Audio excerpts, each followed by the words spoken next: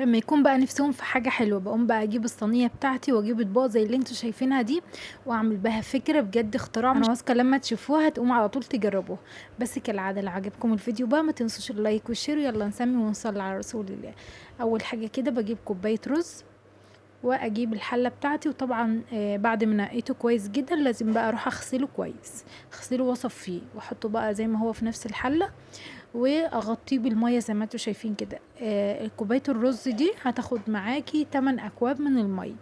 هبتدي ان انا احط الميه بتاعتي واسيبهم على نار هاديه خالص مع الرز لغايه الرز بتاعي ده ما يتعجن. عايزاه يبقى متعجن خالص، عارفين هوريهولكم دلوقتي، بس سيبيه على نار هاديه علشان ما يفرش معاكي. لما يستوي تماما هوريهولكم. بعد كده بقى هو على نار هاديه كده، بجيب هنا صينيه، واجيب هنا كان عندي بقى شويه كده من الكنافه في الفريزر، فطلعتهم كده وكسرتهم على ايدي، نعمتهم بالشكل ده. بعد كده برضو كان عندي شويه هنا من الجلاش المتكسر، حطيتهم كده يعني نص كنافه ونص جلاش. تمام كده. بعد كده بقى هجيب نص كوبايه سمنه، وابتدي ان انا ارش كده على الجلاش والسمنه والكنافه بتاعتي، وادخلهم الفرن. مش عايزه تدخليهم الفرن ممكن تحمريهم على البوتاجاز، بس الاسرع ان انت تدخليهم الفرن ويتحمروا معاكي. هنا الرز كان شغال اهو، سايباه على نار هاديه لما يستوي معايا تمام. بصوا بقى كل شويه كنت بطلع كده الصاجه بتاعتي ديت، واقلب كده الكنافه، واقلب الجلاش علشان اللون بتاعهم يبقى موحد، بقلبهم شويه كده وشويه كده علشان ياخدوا اللون من كل الاتجاهات، مشغله لهم من تحت ومن فوق. تمام كده. كان عندي هنا بقى شربات، فحطيت لهم معلقه واحده، ما تكتريش عن كده علشان بقيه الحاجات هنحط لها سكر فما بيبقاش كل الحاجه مسكره. هنحط هنا معلقه واحده، لو مش حابه تحطي ممكن تحطي سكر بودرة وشوية سكر بودرة صغننين خالص وتقلبيهم مع بعض. مش حابة تحطي خالص سكر ما تحطيش، يبقى سيبيهم زي ما هما، كل الحاجات التانية هتبقى فيها سكر. تمام كده. انا حطيت بس معلقة صغيرة من الشربات تقيل، ماشي، والشربات يكون بارد وهي طالعة سخن. باجيب هنا بقى الرز، وزي ما انتوا شايفين الرز عامل ازاي. الرز تقريبا كان عجون معايا خالص، ان استوى وعجون اصلا. انا ببتدي بقى ان انا احركه كده واقلبه شمال ويمين كده، اللي انا عايزاه ايه يطلع كل النشا اللي فيه. في التقليبه اللي انت بتعمليها فيه دي هتطلعي كل النشا اللي فيه، ومش هنحتاج ان احنا نحط الرز بلبن بتاعنا اي نشا. دي الطريقه اللي هي الرز بلبن اللي من غير نشا. بعد ما قلبت زي ما انتوا شايفين كده، ببتدي ان انا انزل هنا بكيلو من اللبن الجاموسي. تمام كده. بنزل بيه واسيبه لما يغلي معايا، وبعد كده بقى بسكره.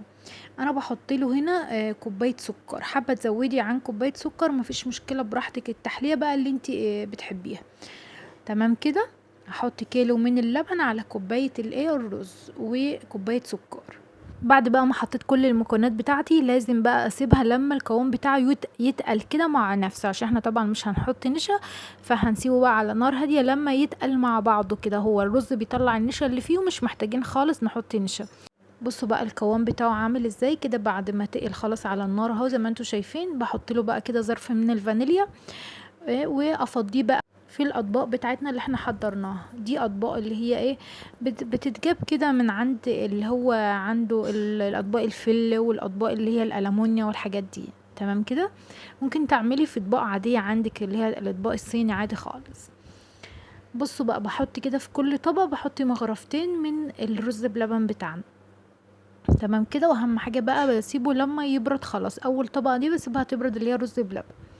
بعد كده بجيب نص كوبايه من الكريم شانتيه في طبق تاني، واحط هنا معلقه واحده من السكر، عليها نص كوبايه من الميه المتلجه او اللبن المتوفر عندك حطيه. بضرب بقى الكريم شانتيه بتاعنا كويس جدا كده لغايه ما يتقل معانا القوام بتاعه يبقى بالشكل ده. بعد كده بقى ايه بجيب بقى هنرص بقى كل الحاجات بتاعتنا. هنا بحط بقى الكنافه الاول، بعد كده اول طبق بحط الكنافه. بصوا برصها كده على كل الاطباق بتاعتي. لو وصلتوا بقى لغايه النقطه دي ما تنسوش بقى تذكروا الله وتصلوا على الرسول عليه افضل الصلاه والسلام عشان ناخد حسنتين مع بعض. فضيت هنا الكريم شانتيه بتاعي في كيس حلواني او كيس تلاجة من العادي، وخرميه كده، وابتدي ان انت حطي على وش الكنافه زي ما انتوا شايفين كده، وزعيه بالشكل ده. بحاول ان انا اسويه بس كده عشان احط بقيه الطبقات بتاعتنا. بس سويته كده الكريم شانتيه، وبعد كده بحط بقى هنا ايه طبقه الجلاش بتاعتي. بوزعها بقى في كل الاطباق بتاعتنا. كان فاضل رز بلبن، كان فاضل معانا، حطيته في اطباق كده لوحده صغننه كده، من غير تزيين يعني. ممكن تشتغلي بالرز بلبن زي الطريقه دي بالظبط لو انت مش حابه تعملي بقيه الخطوات. بصوا بقى ببتدي ان انا ازينه هنا بقطع من المانجا، وممكن تزينيه بأي نوع فاكهة عندك، وممكن برضو تزيني شوكولاتة سايحة، شوكولاتة نوتيلا، أي حاجة عندك. هنا كان عندي اللي هو سبريد اللوتس، ف يعني عملته كده على حمام بخار مية لما ساح معايا، وحطيت له معلقتين من الزيت، وابتديت بقى ان انا ازين بيه كده الاطباق بتاعتنا. ممكن تحطي على وشهم شوية بسكوت لوتس او على شوكولاته، وتحطي برضو على وش كده شويه بسكوت شوكولاته، تكسريهم حتت صغيره وتحطي على الوش كتزيين يعني. او قطع فاكهه، ممكن تحطي عنب، ممكن تحطي اي حاجه بقى متوفره في السوق، فراوله، اي حاجه. بصوا بقى شكله خطير ازاي، مش قادره اقول لكم الطعم بتاعه. انا سيبته في التلاجة شويه يعني كده، الطبقات بتاعتنا كده تاخد وتدي مع بعضها وتسقع شويه كده، وبعدين تقدميها وبألف هنا وشفا.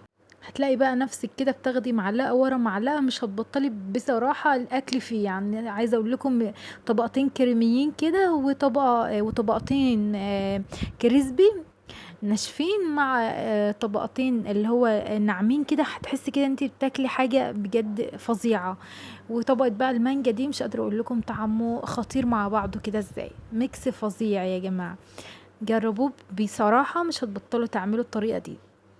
بصوا شكله حلو ازاي، انا واثقه ان انا فتحت نفسكم وهتقوموا على طول تجربوه. وعايزه اقول لكم بقى ان شاء الله هسيب لكم المقادير في اول تعليق مثبت، علشان ان شاء الله تنفذوه وتعجب كل اللي يدوقوا من ايديكم. بصوا من قريب طبقه الرز بلبن خطيره، كريميه كده وتحفه. يا رب بقى يكون عجبكم الفيديو، وبتمنى يا بنات لو عجبكم الفيديو ما تنسوش اللايك والشير، شير كتير بقى مع اصحابكم عشان يدعوا لكم دعوه حلوه على الفيديو بتاعنا النهارده. قولوا لي بقى رايكم، ويستاهل كم من 10 الفيديو بتاعنا. وان شاء الله بقى كده تقوموا تنفذوه وتبعتوا لي التطبيقات بتاعتكم، علشان بجد بفرح على التطبيقات بتاعتكم. قولوا لي بقى بتتابعوني منين، واشوفكم ان شاء الله على خير في فيديو تاني. مع الف سلامه، ما تنسوش بقى اللايك والشير.